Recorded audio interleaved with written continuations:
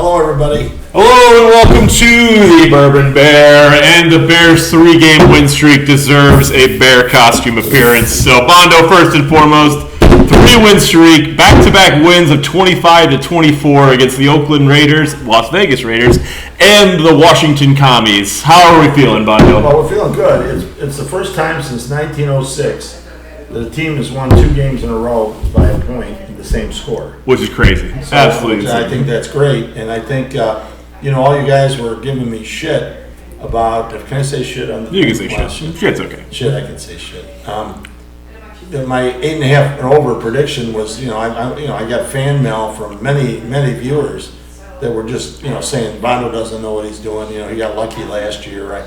I still have a winning record, 19-16 this year. Nothing like last year, but it's a winning record. And again, the Bears are going to go over 8.5, and they are going to.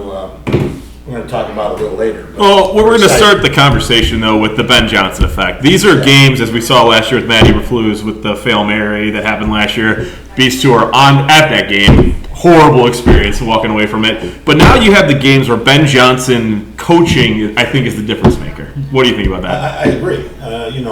Those are the games we lost last year. And, he is disciplined. I noticed that. And, players like him.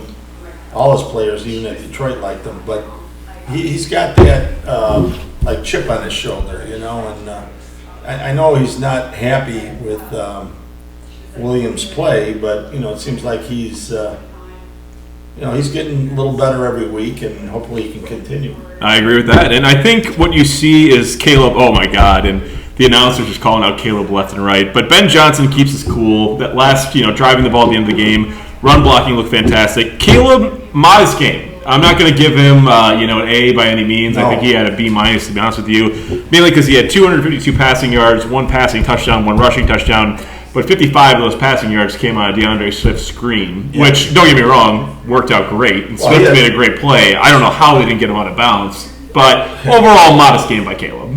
Well, I think, and compare him to these other young quarterbacks. He's got to improve. He's got to improve. I don't know if it's his understanding of the system yet, but even watching the game and watching Ben Johnson, shaking his head sometimes when he threw that horrible pass. Yeah. You see the coach is shaking his head. That he's pissed. And I think it's because I think Caleb showed a lot in terms of his abilities in order to change the play at the line of scrimmage. You saw it a couple times last week.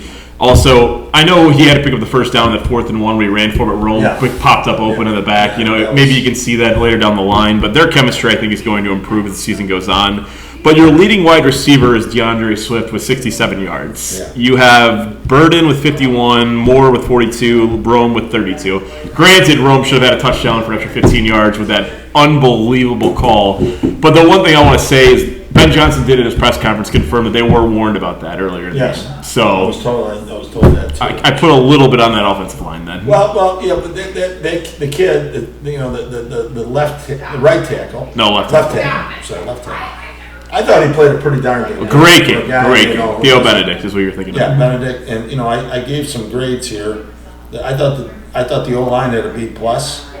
I think that everybody else, the backs, the receivers, the D-line, and running backs were all Bs, and I gave Williams a C+. But C+ is fair, I think. I agree with that. And Moody, hey, there's a guy, 3rd round pick, which is amazing, and he just didn't really gel in San Fran, and I thought he did a pretty good job. Except that one he missed. If we're going right into Moody, so obviously game-winning field goal, 4 or 5 on field goals, and if you recall when he had the one blocked, Caleb Williams got sacked the play before, which kind of knocked him back a little bit, and maybe that was part of the issue he had in his head. But also, you're kicking in windy and rain weather, that's not easy to go 4 or 5. No. So I think Moody did a fantastic job. I was surprised they had him because I know he was with San Fran for a while. Well, he got cut this year. He was a 3rd round pick. It was this year he got cut. But he was a 3rd round a couple of years ago. Yes. But this year he was started on San Francisco. And I think he took over from Robbie Gold. Yep.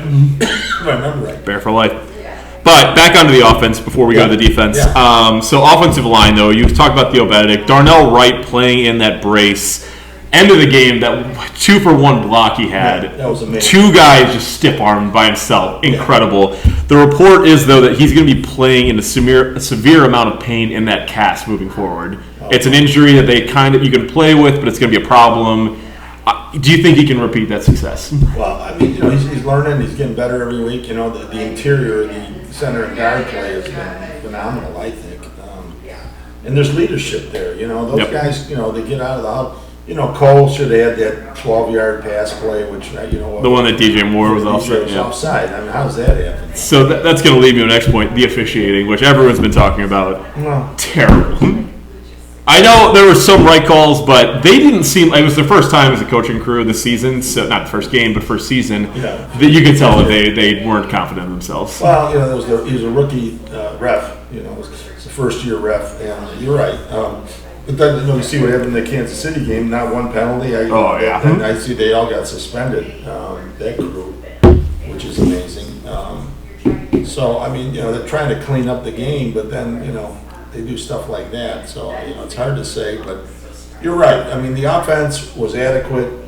Are they great? No. But a win's a win. And when you look back at it, they're 3-2.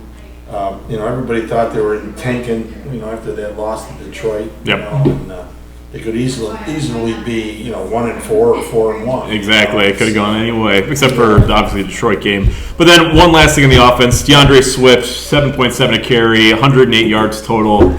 Is this a flash in the pan? Because I kind of think it is. Well, okay. I know not all our great viewers are aware of this, but I played Luke in my fantasy league, and I was 3-1 and he was 1-3, I think, and you think he'd tank for his dad, but I played Swift, and it was incredible. And then I had Daniels, and that fumble at the end of the game they gave it to Daniels, and I lost. Well, it was his fault, so that's the right call. Sometimes they got to give the running back, but I lost by .06 to Luke, and I'm a little upset about it, but I guess Go Bears. Luke doesn't care. But, all right, turning on the defense briefly, there's not a lot of takeaways, mainly because they did give up 3 passing touchdowns to Jaden Daniels, but Britzker had a great interception. Dexter with 1.5 sacks, thought that was a very good performance. Yes. Turner, 4 solo tackles, 1 tackle for loss. It was good to see him get some play time in there. But the linebackers, outside of one TJ Edwards miss on Jaden Daniels scrambling, Right. I thought they played a fantastic game. They did, and they both look healthy. And I know we all had that bye week already, and I think it really helped our linebackers. And I know that the one guy got hurt, Sweat, right? Sweat's healthy. He just didn't have a good game. No, but he got hurt. Didn't he get hurt? Last year he got hurt. No, not Sweat. The 44. Sewell. Sewell. I'm sorry, not Sweat. Sewell. My fault. Sewell. He's probably out. But he's concussed. So that's a good thing. It's just a concussion, so he'll probably be back this year. But it looked pretty bad. Yeah, it looked pretty bad. And he stepped up when both linebackers were hurt. So can I say one thing though? Nashawn Wright was getting burnt the whole game. He did not have a good game, but he was the one who had the fumble recovery.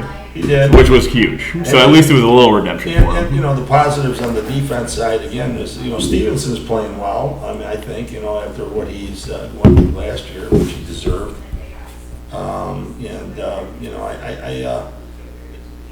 Hey, the Bears need confidence. They're starting to get confidence. You guys will hear my picks later, but I got a feeling they're going to do really well this weekend. And well, we're going to get the Saints in a second, but one last shout out of the game, though. Troy Taylor, only two punts, but the one punt he had got them within, that was actually ended basically the first half. Yeah, right. That was, this is going to piss off Colin, but that was a great boot in the wind and rain. Drilled him deep, made that the end of the half. 54-yard punt, no return. I mean, and they kicked it on the sideline, which, If we're going to give Moody shout-outs, which we should, I think he deserves one for that punt, too. But they only punted twice, though, also, the Bears' offense. Right. And with no turnovers, that means at least they sustained some drives. I mean, they missed a couple fourth downs, but overall, very happy with the result. Go Bears. Yeah, the Bears, hey, come on. But while we go to the next week, though, really quick, when's the last time the Bears have won 4 in a row? Well, I got to know this. I think it was the last Super Bowl year. Was it? No, it was 2018 when the Bears had that monster defense. So Oh, they're going for another 4-game win streak against the Saints. The Saints, I mean, they have a bad record, don't get me wrong, but they actually keep most games a little close. No matter who the team is, they're always kind of in it, but they're never win it. Well, So it's not something you can cakewalk over. I hate to say it, but everybody thought that Spencer Radler was a joke, and the kid, he's a kid, but he's out there and he's slinging it, and he's not afraid, and that's it seems like Williams gets too nervous out there, it just you see him on the sidelines, whining, and I don't like that. He's got to be a leader out there, and I think that's what Johnson's trying to do. Ben's trying to get him to be in more of a leadership role. I agree with that. And I mean, we got to crunch on time to watch Thursday Night Football. So Bondo's bets, let's hear them. Wow. Okay. Well, tonight you might get it in. I've got Pittsburgh -5. You want to pull up the board or no? Well, no, I'm night. She just did the board. Yeah, it's right. It's right next to you. Oh. Right next to you. You're right. Oh, here it is. Okay, here's the board. It speaks for itself. We're, as you can see up there, we're 19-16, which is still pretty good. I got you. I am the star of the show, of course, but I got Pittsburgh -5. The Bears is one of my gold picks, -5. I'm still going with the Chargers. They've hurt me the last couple of weeks, but I think Harbaugh's going to get them in the right frame. Atlanta, Chargers -1.5. Atlanta +2.5 against San Fran, and then the reliable team is the Seahawks -3. So, giving you a 5-pack this weekend. Let's go. Let's get it 4-1. So I'm not piggy, but one last thing: the Bears are over 500. The NFC North is all over 500. Yeah. This was the results we expected last year, and it's kind of coming this year. What are we thinking, though, Bondo? Bears playoff team? Yeah, well, I'm sticking by 8.5 over. I think if they can go, 9 and if they go 10 wins, they're in. I mean, in my opinion, 10-7 will get them in. I think over the next 4-game stretch, you need them to go 3-1. I think you can beat Cincy, you can beat the Saints, you can beat the Giants.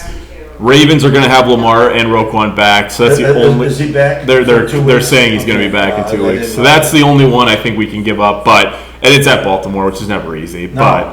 And they have it's back-to-back Baltimore and Cincy on the road. But if we can go 3-1, I'll be very happy. 4-0, I'll be thrilled. 2-2, I'll be a little upset. But they got to win. Well, they got to win. Their schedule's going to be tougher at the end. Exactly. They have the Green Bay twice, and then they. You still got the Lions. You still got the Vikings. And then who else? San Fran. They had San Fran. That's they're a team that's a wild. I mean, they're banged up as beyond but belief. they'll that coach will get them back in the playoffs. I'm convinced. But there's a route, though. I'm saying positive vibes only. There's a route for the Bears to be a playoff team. I agree, and hey, a couple wins under their belts. We just don't need a bad loss this weekend, and I'm convinced they're gonna come out like they did against Dallas. I really do. I think they're gonna be fighting. So. And that's all the time we have for tonight. We'll have an extra episode coming Sunday. Go Bears! Bear down. Bears.